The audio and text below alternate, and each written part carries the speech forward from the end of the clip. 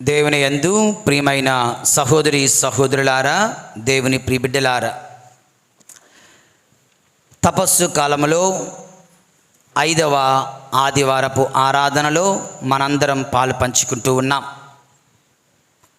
మరి ఈ రోజున ప్రభు మన ముందు ఉంచుతున్నటువంటి ఒక సువిశేష భాగం, వ్యభిచారమున పట్టుబడిన స్త్రీని ప్రభు క్షమించుట, ఆమెను సైతం ప్రభు ప్రేమించుట, ఆమెకు సైతం ప్రభు తన దయా కృపను అందించుట, ఆమెకు నూతన జీవితాన్ని ఇవ్వడం మనం ఈ రోజున ధ్యానిస్తూ ఉన్నాం. దేవుని యందు ప్రియమైన సహోదరి సహోదరులారా, మీ అందరికీ లేదా మనందరికీ బాగా తెలిసిన విషయమే అక్కడ ఏం జరిగింది అన్న సంగతి. యేసు ప్రభు దేవాలయంలోనికి వెళ్ళి బోధిస్తూ ఉండగా కొంతమంది పరిసయ్యులు, ధర్మశాస్త్ర బోధకులు ఏం చేశారు? వ్యభిచారమున పట్టుబడిన స్త్రీని తీసుకొని వచ్చారు. వ్యభిచారం ఎవరైనా ఒక్కరే చేస్తారా? ఒక్కరే చేయరు కదా. కానీ అక్కడ ఒక్కరినే తీసుకొని వస్తున్నారు. మగవాడు అక్కడ దొరకడం లేదు కనుక ఆ యొక్క అభాగ్యురాలిని అలా అందరి ముందు అవమానిస్తూ, నిందిస్తూ, మాటలతోనే ఆమెకు నరక వేదనలు ఇస్తున్నటువంటి ఆ పరిసయ్యులు, ధర్మశాస్త్ర బోధకుల హృదయాలు ఎంత కఠినమైనవో ఒకసారి ఆలోచించండి దేవుని యందు ప్రియులారా. అటువంటి వారందరూ కూడా ఆమెను ప్రభు దగ్గర తీసుకొని వచ్చి, నువ్వు చెప్పు, ఏం చేయమంటావు అంటే ఆయన సహాయాన్ని లేదా సలహాన్ని అడగడం లేదు. వాళ్ళు యేసు ప్రభుని ఇరికించాలని, యేసు ప్రభుపై నేరము మోపాలని వాళ్ళు చూస్తూ ఉన్నారు. ఎందుకంటే ఈమెను రాళ్ళతో కొట్టి చంపండి అన్నారు అనుకో, ప్రభు 2 విధాలుగా తప్పు చేసిన వాడు అవుతాడు. ఒకటి, ఆయనేం కరుణామయుడు, ఆయనేం దయామయుడు, ఆయనలో ప్రేమ ఎక్కడుంది అని చెబుతూ, రెండవది రోమీయుల చట్టం, అక్కడ అన్నది ప్రజలేమో యూదా ప్రజలు, ప్రభుత్వం ఎవరిది? రోమన్స్. వాళ్ళ దృష్టిలో ఇది పెద్ద పాపమే కాదు. వాళ్ళ దృష్టిలో ఇటువంటి పనికి వాళ్ళు రాళ్ళిచ్చి చంపాల్సిన అవసరం లేదు. కనుక ఇతను రాళ్ళిచ్చి కొట్టి చంపండి అంటే వెళ్ళి రోమా చక్రవర్తికి ఫిర్యాదునిస్తారనమాట. ఇదిగో యేసు ప్రభు ఈ రోమా చక్రవర్తుల యొక్క శాసనాలకు విరుద్ధంగా బోధిస్తున్నాడు అని.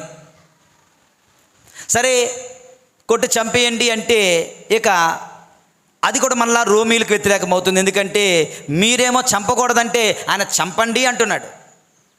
ఈ విధంగా ఎటు వెళ్ళినా సరే దేవుని యందు ప్రియమైనటువంటి సహోదరి సహోదరులారా, యేసు ప్రభు సమస్యలలో ఇరుక్కుంటారన్న ఉద్దేశంతో వారు వెళ్ళి ఆమెను ఒక పావుగా, ఒక ప్రే యేసు ప్రభుని పట్టుకొనడానికి, యేసు ప్రభుని నిందించడానికి, బాధించడానికి అభాగ్యురాలిన ఒకరిని వారు వినియోగించుకుంటున్న సమయంలో ప్రభుని యొక్క స్పందన చాలా గొప్పది.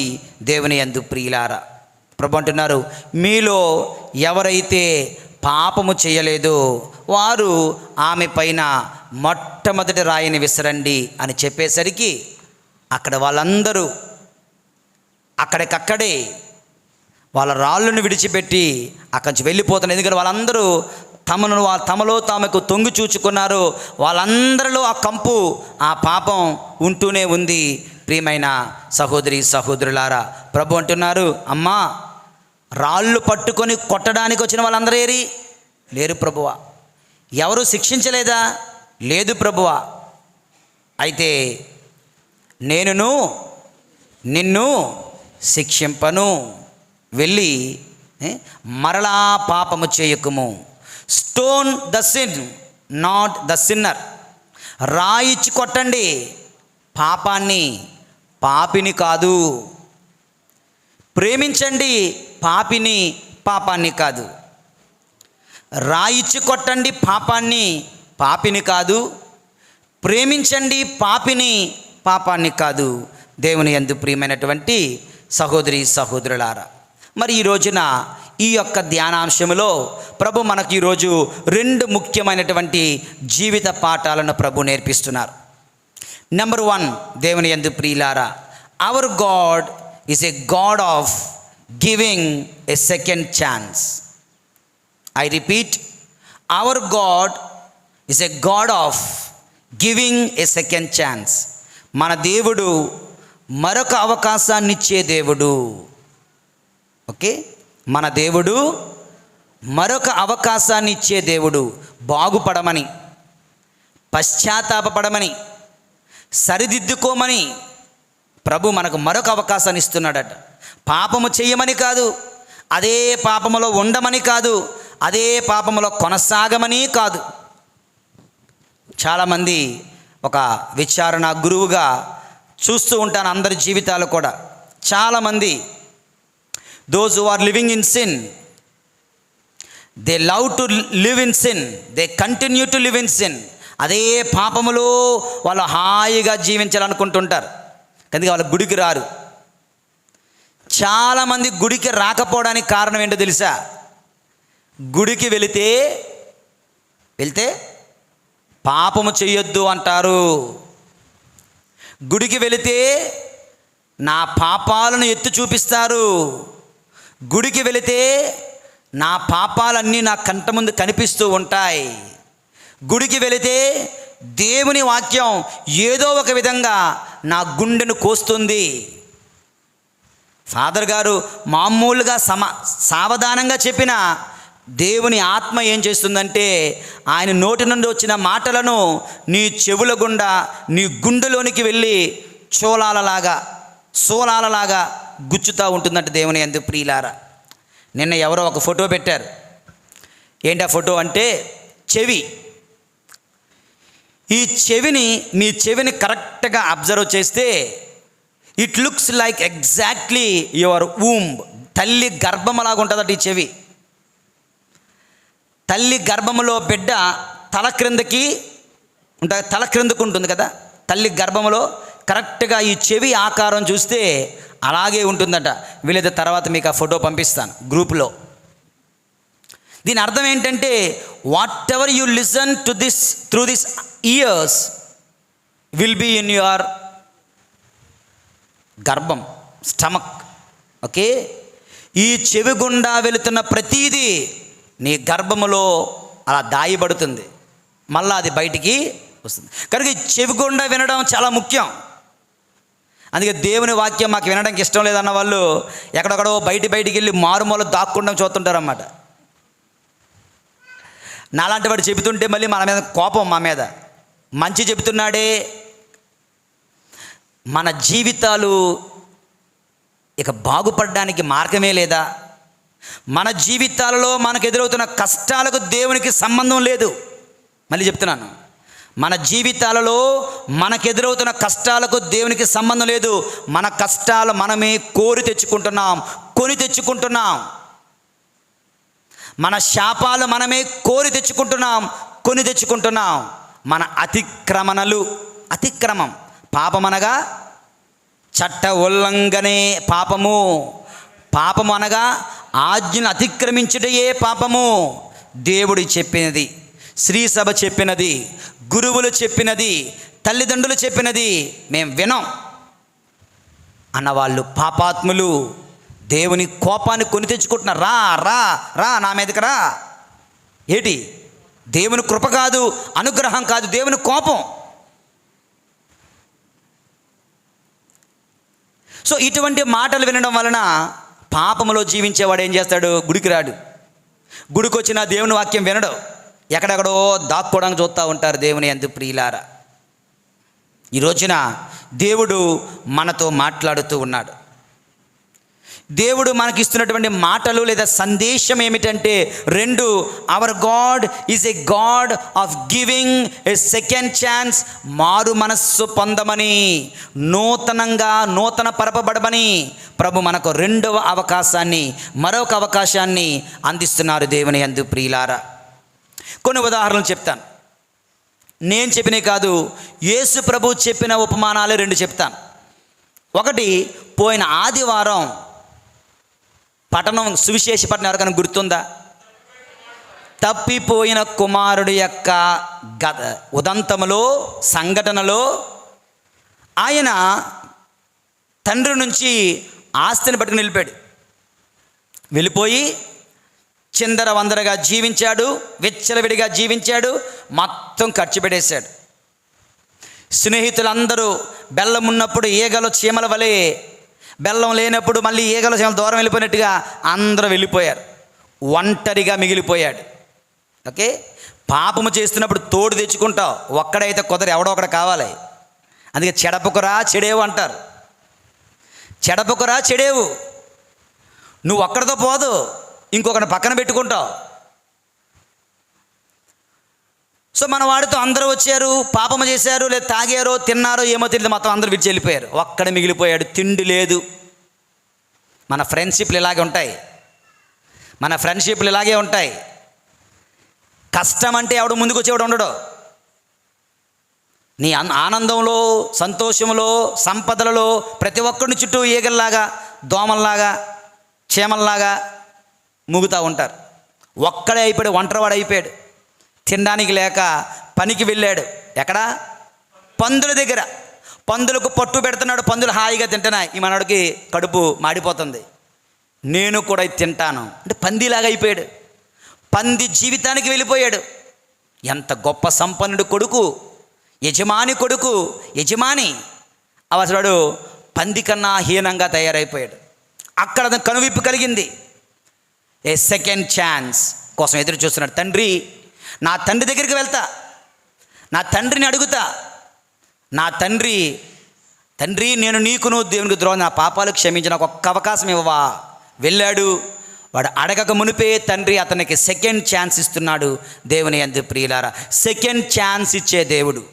బాగుపడమని, మార్పు చెందమని, సరిచేసుకోమని, సరిదిద్దుకోమని ప్రభు రెండవ అవకాశాన్ని తప్పిపోయిన కుమారునికి ఇచ్చినట్లుగా మనకు కూడా ఇస్తున్నాడు. దేవుని యందు ప్రియులారా, మరొక ఉదాహరణ చెప్పనా? యేసు ప్రభు చెప్పే ఉపమానంలో ఒక ఉపమానం ఏంటది? ద్రాక్ష తోట, కూలీలు ఉన్నారు, కాపులకు ఇచ్చినటువంటిది. ఒక ద్రాక్ష తోట ఒక యజమానికి ఉండగా అది కాపులకు గుత్తకిచ్చాడు. సంవత్సరం అయింది, పంట కాలం వచ్చింది. యజమాని 50-50 కదా, నా పంట భాగం నాకు ఇవ్వడానికి తీసుకురండి అని సేవకులను పంపించాడు. ఫస్ట్ ఛాన్స్ వాటిని కొట్టి, తిట్టి, నెట్టి పంపించేశారు. సెకండ్ ఛాన్స్ రెండవ గ్రూప్ ఆఫ్ సర్వెంట్స్, సేవకులను పంపించాడు. వాళ్ళని కూడా కొట్టి, తిట్టి, చంపి పంపించేశారు. థర్డ్ ఛాన్స్ ఎవరు పంపించారు? నా కొడుకుని, నా కుమారుని పంపిస్తున్నాను, నా కుమారుని వాళ్ళు అంగీకరిస్తారు. కుమారుని పంపిస్తే వాళ్ళు ఏం చేశారు? ఇదిగో వీడే వారసుడు, రండు వీడిని తుదముట్టింతము, ఈ ద్రాక్ష తోట మనదైపోతుంది అని స్వార్థముతో వాళ్ళు జీవించగా, సహోదరి సహోదరులారా, ఆయన చంపేశారు. కుమారుణ్ణి పట్టుకొని చంపేశారట. ఫస్ట్ ఛాన్స్ మిస్ చేసుకున్నారు, సెకండ్ ఛాన్స్ మిస్ చేసుకున్నారు, థర్డ్ ఛాన్స్ మిస్ చేసుకొని ఘోరమైన పాపాలు కట్టుకోగా యజమాని తన సైనికులను తీసుకుని వెళ్ళి ఏం చేశాడంట? ఊరు తగలబెట్టించేశాడంట. ఊరంతా తగలబెట్టించి దుర్మార్గులను నాశనం చేసేసాడు. అవకాశాల మీద అవకాశాలు ఇస్తున్న దేవుడు అవకాశాలు వినియోగించుకోమంటున్నాడు. ఎలా వినియోగించుకోవడం? చేసిన తప్పిదములను సరిదిద్దుకోమంటున్నాడు. చేసిన తప్పిదములకు పశ్చాత్తాపడమంటున్నాడు. చేసిన తప్పిదములు మరలా కట్టుకోవద్దని ప్రభు మనలను హెచ్చరిస్తున్నాడు. దేవుని యందు ప్రియమైనటువంటి సహోదరి సహోదరులారా, దేవుని ప్రియబిడ్డలారా, సో అవకాశాన్ని కోల్పోయారు ఈ కాపులు, కూలీలు, గొత్తకు తీసుకున్న కాపులు. కానీ అవకాశాన్ని చేజిక్కించుకున్నాడు దుడుకు చిన్నవాడు. అలాగే వ్యభిచారమున పట్టుబడిన స్త్రీకి ప్రభువు మరొక అవకాశాన్ని ఇస్తూ ఉన్నారు. మరొక అవకాశం అనేసరికి చరిత్రలో జరిగిన ఒక రియల్ స్టోరీ, రియల్ ఎగ్జాంపుల్ మీతో పంచుకుంటున్నాను. జాగ్రత్తగా ఆలకించండి. యేషువా వందనం. Praise the Lord, Praise the Lord. Praise the Lord, Praise the Lord. Praise the Lord. Praise the Lord. A real story. నిజంగా సంగతి ఏంటంటే ఏజే క్రోనిన్ అనే ఒక గొప్ప డాక్టర్ ఉండేవాడట ఇంగ్లాండ్ దేశంలో. ఎక్కడ? ఎవరు? ఒక డాక్టర్ గారు. ఒక రోజున రాత్రి మీద ఒక క్లిష్టమైనటువంటి కేస్ వచ్చింది, ఒక పరిస్థితి. ఒక చంటి బిడ్డకు ఊపిరితిత్తుల సమస్య వచ్చింది, ఊపిరి తీసుకోలేని పరిస్థితి. సో ఆ చంటి బిడ్డకు ఏదో ఆపరేషన్లు అవి ఇవి చేసి తర్వాత రోజుల్లో డాక్టర్ గారు ఆ యొక్క ముక్కులో నుంచి గొట్టాలు పంపించాడు. సో ఆ గొట్టాల గుండా ఆయన ఊపిరి తీసుకుంటూ ఉన్నాడు, గొట్టాల గుండా ఊపిరి తీసుకుంటున్నాడు. అయితే ఆ గొట్టము ఎప్పుడు క్లీన్ చేస్తూ ఉండాలి. సో ఒక నర్స్ 24/7 అన్నట్లుగా పక్కన ఉండి గొట్టాన్ని క్లీన్ చేస్తూ ఉండాలి. తద్వారా చక్కగా ఆయన ఊపిరి పీల్చుకోగలుగుతాడు. గొట్టం క్లీన్ చేయకపోతే అది స్టక్ అయిపోయి బిడ్డ చనిపోతాడు. కనుక ఒకరోజు నైటు ఈ డాక్టర్ గారు, క్రోనిన్ అనే డాక్టర్ గారు ఒక నర్సుని పిలిచారు. అమ్మా జాగ్రత్త, ఒక ముఖ్యమైనటువంటి పేషెంట్ నీ చేతిలో పెట్టి, చిన్న బిడ్డ, జస్ట్ చిన్న బిడ్డ, ఊపిరి సమస్య వచ్చింది, ఆపరేషన్ చేసాం, ఇవన్నీ ఏర్పాటు చేసాం. దీని గుండా ఊపిరి పీల్చుకుని నువ్వు చేయాల్సిన పని ఏంటంటే ఈ గొట్టాన్ని అనుక్షణం అలా కనిపెట్టుకొని క్లీన్ చేస్తూ ఉండాలి. నువ్వు క్లీన్ చేయలేదో బిడ్డ చనిపోతాడు. చేయగలవా? చేస్తానండి, జాగ్రత్త అని చెప్పి ఆయన నైటు క్వార్టర్స్కి వెళ్ళిపోయారు. ఈవిడ చాలా భద్రంగా జాగ్రత్తగా, చాలా జాగ్రత్తగా సేవ చేస్తూ ఉంది, క్లీన్ చేస్తూ ఉంది, బాగానే ఉంది. కానీ సుమారు 2 గంటల ప్రాంతంలో, 3 గంటల తెల్లవారుజామున 2-3 గంటల ప్రాంతంలో ఈమె కూడా కొంచెం నిద్రాభారం వలన నిద్రపోయింది. ఒక పావు గంట అరగంట నిద్రపోయింది. ఎంతలో ఏమైంది, బిడ్డకు ఊపిరి సలపక అదంతా స్టక్ అయిపోయి ఉక్కిరి బిక్కిరి అయిపోతున్నారు. టక్కన లేచి చూసరికి బిడ్డ టప కొట్టేసుకుంటున్నారు. వెంటనే డాక్టర్ కబురు పెట్టారు, సిబ్బంది కబురు పెట్టారు, అందరూ వచ్చారు, రకరకాలుగా ప్రయత్నించారు. కానీ బిడ్డ ఊపిరి ఆడక గిలగిల గింజుకుంటూ చనిపోయాడు. దానితో ఆ డాక్టర్ గారికి విపరీతమైన కోపం వచ్చేసింది. గట్టిగా ఆమె మీద అరిచేశాడు, తిట్టేశాడు, కొట్టేంత పని చేశాడు.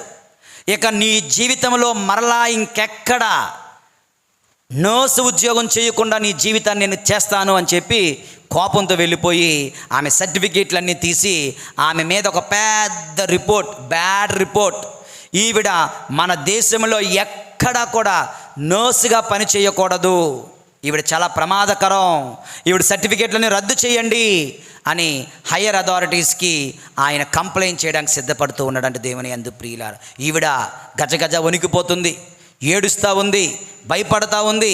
అయినప్పటికీ కూడా ధైర్యం చేసి ఆయన ఆఫీసులోకి వెళ్ళింది. ఆయన ఇంకా తిడతా ఉన్నాడు, అన్నీ భరించింది. చివరిగా ఒక్క మాట అన్నదంట, ఒకే ఒక్క మాట ఏంటంటే, doctor please give me A second chance. Okay doctor, please give me A second chance, ఒక్క అవకాశం నాకు ఇవ్వండి చాలు అని ఏడ్చుకుంటూ మోకాలు వేసి ప్రాధేయపడిందంట. ఎందుకు ఆ సెకండ్ ఛాన్స్ అనే మాట అనేసరికి డాక్టర్ గారికి కొంచెం బాధ అనిపించింది. సరే అని చెప్పి రేపు రా అన్నారు. కోపం తగ్గాక మరుసటి రోజు పిలిచారు. ఆవిడ మీద రాసిన రిపోర్ట్లన్నీ చూపించారు. నువ్వు అడిగావే సెకండ్ ఛాన్స్ ఇమ్మని, అందుకోసం ఆ ఒక్క అవకాశం ఇస్తున్నాను, జాగ్రత్తగా పనిచేయి అని చెప్పి ఆ రిపోర్ట్లన్నీ చింపేసి ఆమె సర్టిఫికేట్ మళ్ళీ ఆవిడకి ఇచ్చేశారట. ఇక స్టోరీ అక్కడ కట్ చేస్తే 30 సంవత్సరాల ఫాస్ట్ ఫార్వర్డ్కి వెళ్ళిపోదాం. 30 సంవత్సరాల తర్వాత ఈమె, ఈ యొక్క నర్స్ ఆ దేశంలోనే the number 1 best nurse award ఇదే డాక్టర్ గారి చేతుల మీదుగా ఆవిడ తీసుకుందంట. దేవుని యందు ప్రియులారా, ఇంగ్లాండ్ దేశంలోనే number 1 the best nurse of the whole కంట్రీగా ఆమె గొప్ప అవార్డు తీసుకుంది. అతిపెద్ద హాస్పిటల్లో ఆమె హెడ్ నర్స్గా ఉంటూ అనేక మందికి ఆ సమయంలో ఆమె సేవలు అందిస్తూ ఉన్నదంట. దేవుని యందు ప్రియమైనటువంటి సహోదరి సహోదరులారా, 1 second chance, just 1 extra chance ఏ విధంగా ఈ నర్స్ తన జీవితం మార్పు కొరకు, ఎదుగుదల కొరకు ఎలా వినియోగించుకుందో ప్రియమైన సహోదరుడా సహోదరి, మన జీవితాలలో కూడా మనందరం పాపాత్ములమే. Yes, we are all sinners. మనందరము అబద్ధాలాడే వాళ్ళమే, మనందరము మోసం చేసే వాళ్ళమే, మనందరము దొంగతనాలు లేదంటే వ్యభిచార ఆలోచనలు కలిగిన వాళ్ళమే. మనలో తప్పు లేదనడానికి లేదు, మనదో పాపము లేదు అనడానికి లేదు. బట్ స్టిల్ దేవుని యందు ప్రియమైన సహోదరుడా సహోదరి, God is giving us a chance. God is giving us a second chance. God is giving us if you need a third chance or fourth chance. But make sure that you make use of these wonderful chances. దేవుడు మనకిస్తున్నటువంటి ఈ బంగారు అవకాశాలను వినియోగించుకోవడానికి ప్రయత్నం చేయండి సహోదరి సహోదరులారా. దుర్వినియోగం చేసుకోకండి. క్షమావరాన్ని వినియోగించుకోండి, పశ్చాత్తాప వరాన్ని వినియోగించుకోనండి, మారు మనస్సు కోసం ప్రయత్నం చేయండి. పాపం మీద పాపం కట్టుకుంటూ ఉండకండి. తల్లిదండ్రులకు వ్యతిరేకంగా, గురువులకు వ్యతిరేకంగా జీవించకండి. మళ్ళీ చెప్తున్నాను, God has given us the keys of the kingdom of heaven. పరలోకపు రాజ్యపు తాళపు చెవులను మన చేతిలో పెడుతున్నాడు.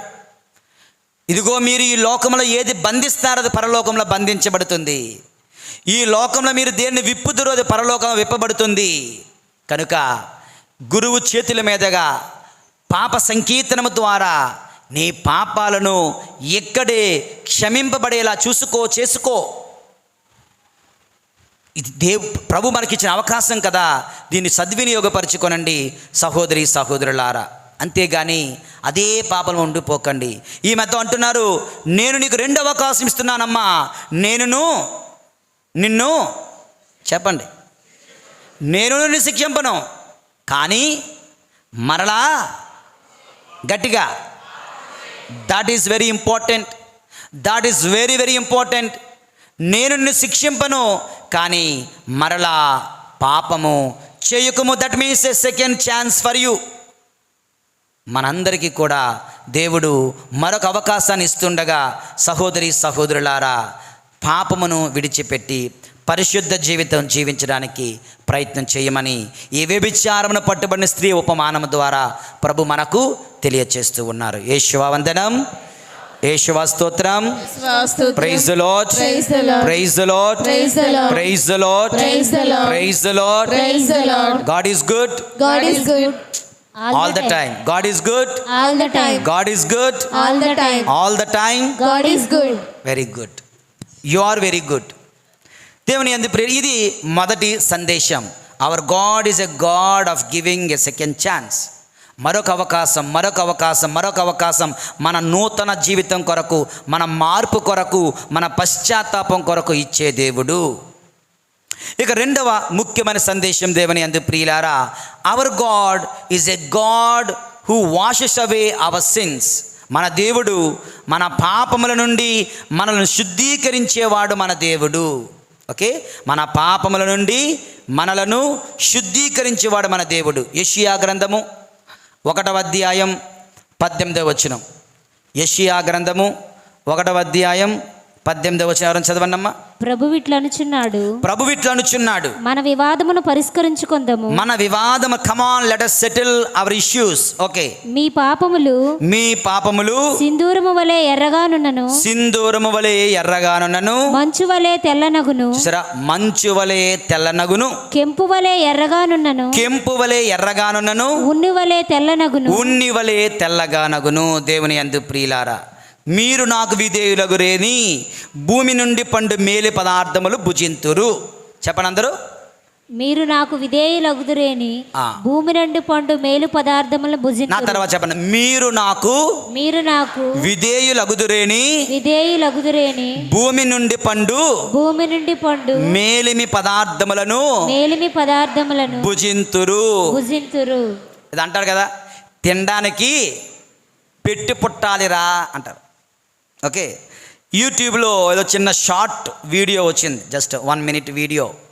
మన ఈస్ట్ గోదావరి మన రాజమండ్రిలోనే ఒక మామగారు ఉన్నారు. చూసారా, మీరు చూసే ఉంటారు. ఒక మామగారు ఉన్నారు, వాళ్ళ కూతురినిచ్చి పెళ్లి చేశాడు అల్లుడికి. ఓకే, సంక్రాంతి పండగకి భోజనానికి పిలిచాడట. భోజనానికి పిలిచి భోజనం వడ్డించడం మొదలుపెట్టాడు. ఎన్ని వరట్లు పెట్టి తెలుసా? ఎన్ని? 350 పదార్థాలు. ఎన్ని? 350 పదార్థాలు పెట్టి వడ్డించి అన్ని రకాల స్వీట్లు, ప్రపంచంలో అన్ని రకాల స్వీట్లు పెట్టాడట. అన్నీ పెట్టి లాస్ట్కి అల్లుడు గారు ఇంకేమైనా తెమ్మంటారా అన్నాడట. ఏంటి అల్లుడు గారు ఇంకా ఏమైనా తెమ్మంటారా, ఇంకేమైనా కావాలా అని అడిగాడట. ఇలా చూస్తున్నాడట. ఓకే, అవన్నీ తింటే గ్యారంటీగాడు టపా కొట్టేస్తాడు. దేవుని యందు ప్రియమైనటువంటి సహోదరి సహోదరులారా, మన దేవుడు మన పాపం నుండి శుద్ధీకరించే దేవుడు. మన యొక్క ప్రేమ మన ఎలా ఉంటుందంటే, మన ప్రేమకు అంతం లేదు. ఏదైనా ఎంతైనా చేస్తాం అనుకుంటారు. కానీ మన పాపాలను క్షమించేవాడు ఎవడు? ప్రియమైనటువంటి సహోదరి సహోదరులారా, ప్రభు అంటున్నారు, మీరు తినడానికి పెట్టి పుట్టాలంటారు కదా. ఎవడన్నా తినడానికి పెట్టి అల్లుడు పెట్టి పుట్టాడురా. దేవుని ఎందుకు పిల్లరా, ఈ భూమి నుండి పండు మేలిమి పదార్థములు తినాలి అంటే పెట్టి పుట్టాల్సిన అవసరంలే. 1 small కండిషన్. ఏంటది? మీరు నాకు విధేయులగుదురేని మేలిమి పదార్థములను మీరు భుజింతురు. మనము దేవునికి విధేయులైతే చాలు, ఇంకేమొద్దు. కానీ అదే చాలా కష్టం. చాలా కష్టం. గురువుకి విధేయించడం చాలా కష్టం. తల్లిదండ్రుల బాటలో పిల్లలు నడుస్తూ ఉన్నారు. చూడండి, జాగ్రత్త. ఎటువైపు వెళ్తున్నామో చూసుకోండి. ప్రియమైన సహోదరి సహోదరులారా, విధేయులు అవ్వడం చాలా కష్టం మనకి. అలా విధేయులు అవ్వకపోతే తినడానికి నీ కష్టార్జితమును కూడా నీవు అనుభవించలేవు. చేతికి అందింది నోటికి అందదు. జాగ్రత్త. చేతికి అందింది నోటికి అందకుండా పోతుంది. విధేయిస్తే భూమి నుండి పండు మేలిమి పదార్థములను మీరు భుజింతురు. సహోదరుడా సహోదరి, ప్రభు అంటున్నారు, మీ పాపములు ఎంత ఎర్రగానున్ననో తెల్లగా చేస్తాను. మీ పాపములను కడిగేవాడిని నేనే, మిమ్మల్ని శుద్ధీకరించేవాడిని నేనే.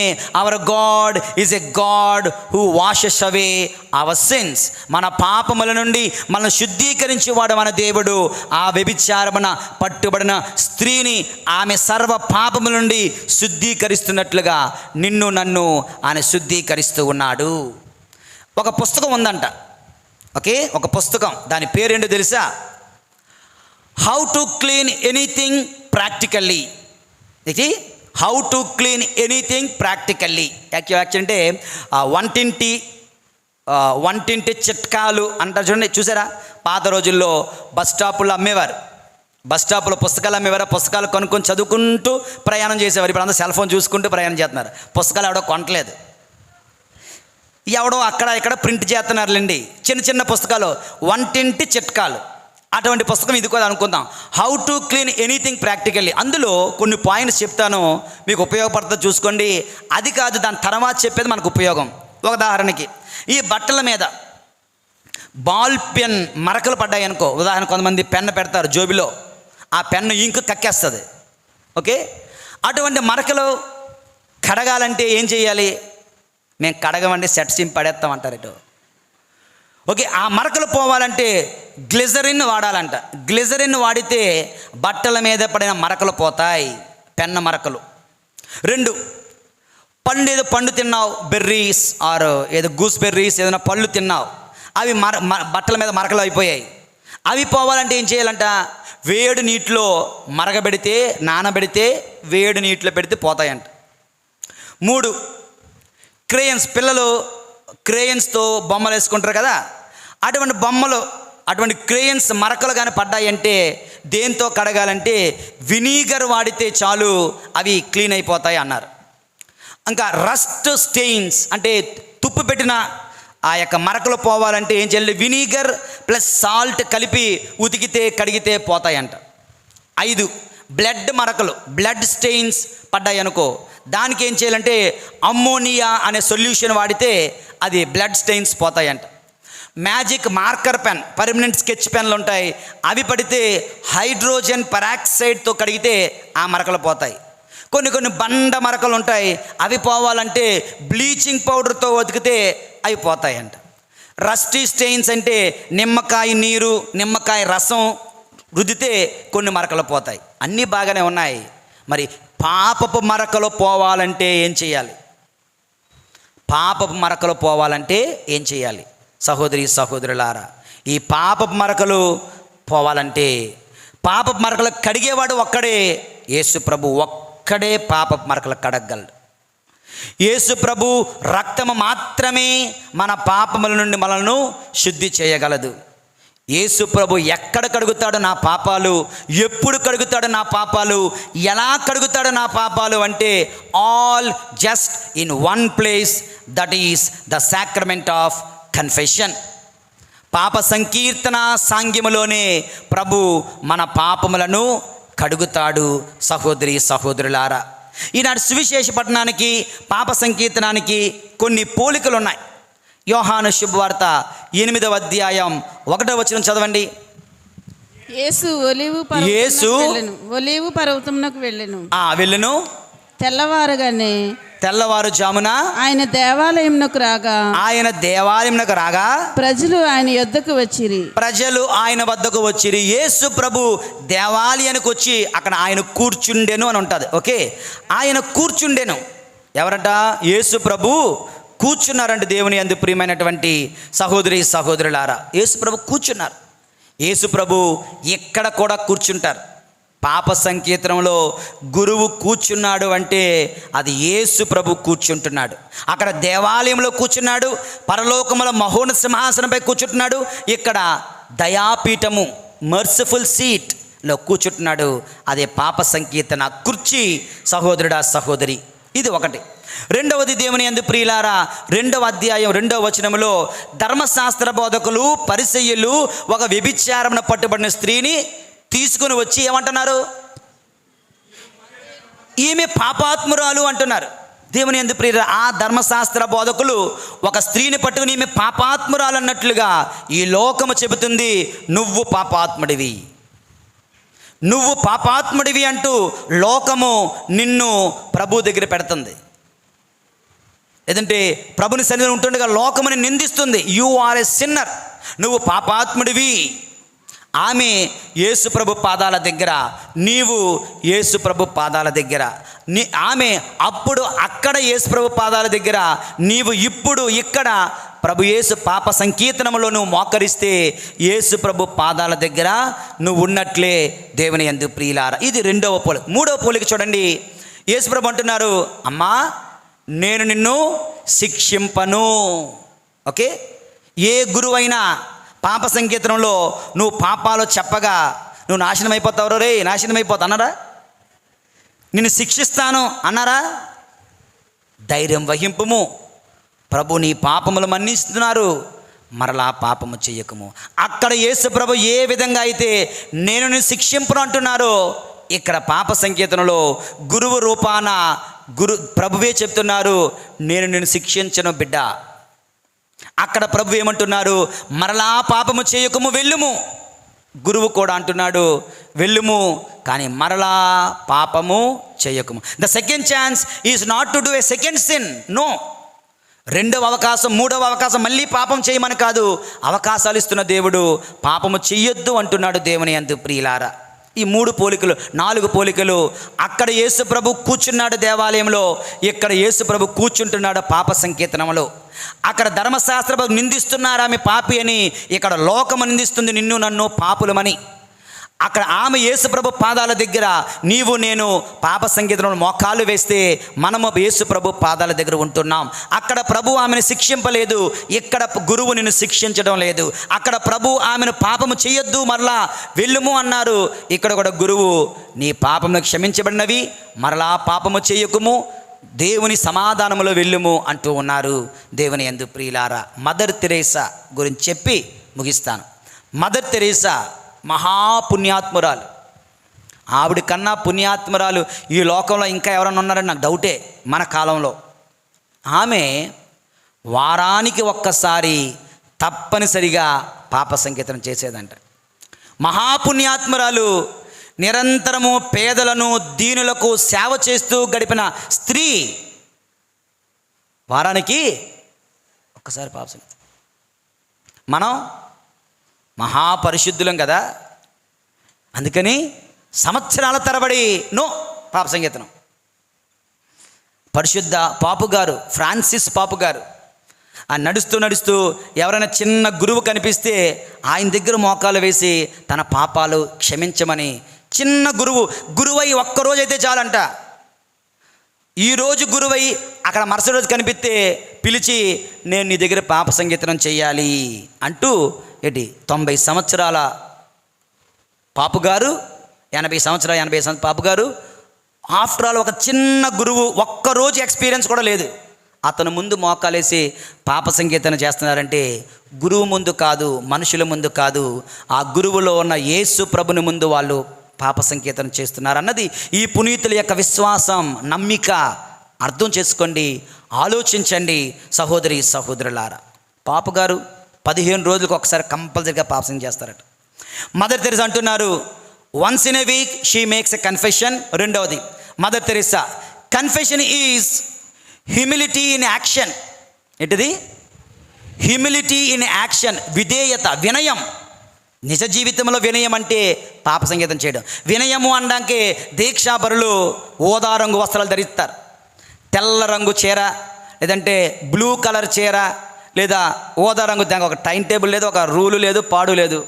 ఒక్కొక్కరు ఒక్కొక్క డ్రెస్సులు వేస్తున్నారు ఇక్కడ. ఓకే, అటు వైట్ అన్న వేయాలి, అటు బ్లూ అన్న వేయాలి, అటు ఏదో ఓదా రంగు అన్న వేయాలి. ఎవరికి ఏది ఎప్పుడు ఇష్టమైతే అది వేసేసుకుంటున్నారు అన్నమాట. సరే, అది పక్కన పెట్టండి. ఎందుకు ఈ డ్రెస్ వేస్తున్నారు? పై నేను దీక్ష వేస్తున్నానని చెప్పడానికా? కాదు, నేను వినయాత్ముణ్ణి అని చెప్పడానికి. గెడ్డాలు పెంచుతున్నారు ఎందుకు? వినయం చూపించడానికి. ఈ గెడ్డాలు పెంచడము లేదంటే వస్త్రాలు ధరించడము ఉపవాసాలు చేయడం ఎన్ని కాదు, కానీ అసలైన వినయం ఏంటి తెలుసా? పాప సంకీర్తనలో మోకరించడం, హ్యూమిలిటీ ఇన్ యాక్షన్. దేవుని యందు ప్రియులారా, మదర్ తెరెసా అంటున్నారు confession is a sacrament of love. ప్రేమను ఇచ్చే దేవద్రవ్యానుమానము పాప సంకీర్తనము. Confession is a sacrament of forgiveness. క్షమాపణ ఇచ్చే దేవద్రవ్యానుమానము పాప సంకీర్తనము. Confession a sacrament of reconciliation. సఖ్యతను కూర్చే, సఖ్యతను ఇచ్చే సఖ్యత సంస్కారము పాప సంకీర్తనము. ఆవిడంటున్నారు Jesus takes away anything that divides and destroys your relationship with him. అనగా యేసు ప్రభు నిన్ను అతనిని దూరము చేసే సర్వమును నాశనం చేయడానికి సిద్ధంగా ఉన్నాడు పాప సంకీర్తనంలో. నిన్ను యేసు ప్రభుని దూరము చేసే ఏ పాపాన్నైనా ఆయన నాశనం చేయడానికి, బ్రద్దలు కొట్టడానికి సిద్ధంగా ఉంటున్నారంటే దేవుని యందు ప్రియమైన సహోదరి సహోదరులారా, we go to confession as a sinners with sin, we come out from confession as sinners without sin. పాపులుగా పాప సంకీర్తనానికి వెళ్తున్నాం, పాపపు బరువుతో, పాపపు బరువును దించుకొని తిరిగి వస్తున్నాం అక్కడ నుంచి. ఇప్పుడు ఒక వీడియో చూపించాను, ఒకడు బరువు మోసుకుంటూ వెళ్తుంటాడు. ఓకే, యేసు ప్రభు అది తీసుకుంటాడు, మనడు ఫ్రీ అయిపోతాడు. ఏదిరా నీ బరువు అంటే యేసు ప్రభు భుజాల మీద ఉంటుంది. మన పాప భారమును మోయడానికి వచ్చిన ప్రభు. దేవుని యందు ప్రియమైన సహోదరి సహోదరులారా, ఇక చివరిగా మదర్ తెరెసా ఈనాటి ఉపమానాన్ని చెబుతూ అంటున్నారు, అక్కడ in confession Jesus and I, nobody else. మళ్ళీ చెప్తున్నాను, confession means Jesus and I, nobody else. నేను, నా ప్రభు, ఇంకెవ్వరూ లేరు. యోహాను శుభవార్త 8వ అధ్యాయము 10వ వచనం, అమ్మా నిన్ను కొట్టడానికి వచ్చిన వాళ్ళందరూ ఏరి? ఎవ్వరు లేరు ప్రభువా. వాళ్ళందరూ ఏరి? అందరూ వెళ్ళిపోయారు ప్రభువా. ఇక్కడ ఎవరున్నారు? నువ్వు, నేనే. యేసు ప్రభు ఉన్నాడు, పాపి అయిన వ్యభిచారపడి స్త్రీ వాళ్ళిద్దరే ఉన్నారు. పాప సంగీతంలో ఎవ్వరు ఉండరు. కొంతమంది కంగారు పడి ముందుకు వచ్చేస్తుంటే ఏదో వెనక్కి వెళ్ళంటారా నాయన, వెనక్కి వెళ్ళండి. వినబడకూడదు, వెనక్కి వెళ్ళండి. యేసు నువ్వే ఉండే దేవద్రవ్యానమానము, పాప సంకీర్తనము. కనుక ఇట్టి పాప సంకీర్తనమును వినియోగించుకుంటూ మన పాపములను ప్రభు యేసు రక్తములో కడుగుకొనడానికి సిద్ధపడదాం. దేవుడిస్తున్న 2వ అవకాశాన్ని వినియోగించుకుంటూ పరిశుద్ధ జీవితాలు జీవిద్దాం. పరిశుద్ధుడైన దేవుడు మనలను దీవింతురుగాక. పితా పుత్ర పరిశుద్ధాత్మ నామమున ఆమేన్.